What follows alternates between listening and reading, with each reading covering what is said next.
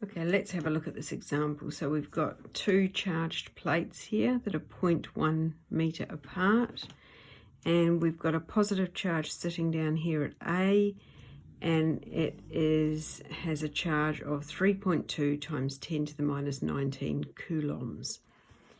And the question says a 3.2 times 10 to the minus 19 coulomb charge is moved from A, so from plate A up to plate B through an electric field, and it gains 0.02 joules of potential energy.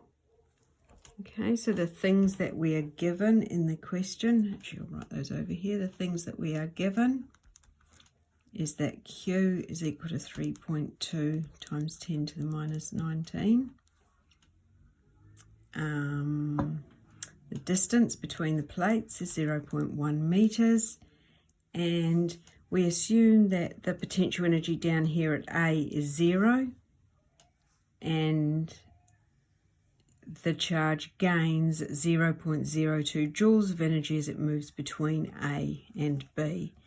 So the change in potential energy, 0.02 joules. So they're the things that we're given.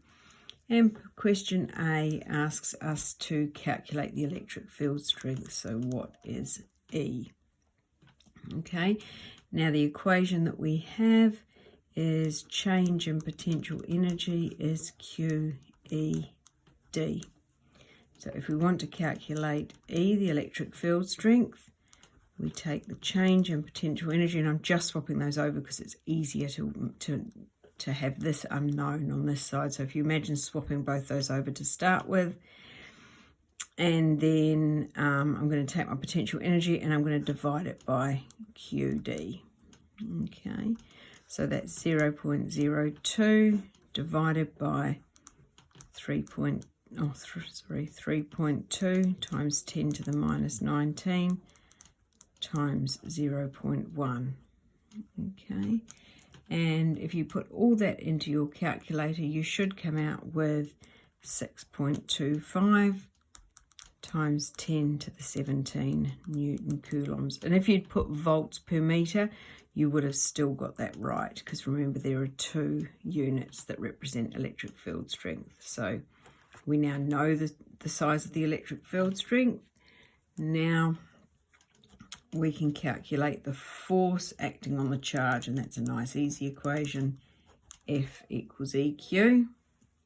So our electric field strength we just take from part A, 6.25 times 10 to the 17, and multiply by the charge we're given in the question, which is 3.2 times 10 to the minus 19. So when we put all of that into our calculator, we get 0.2 of a Newton. Just make sure that you are okay at putting all that into your calculator. Okay. Part C, how much electric potential energy does the charge have at point B? It's 0.02 joules, because we're told that in the question. Okay. And what is the potential difference between points A and B? What that's asking us is for the voltage. Okay. And so voltage is change in potential energy.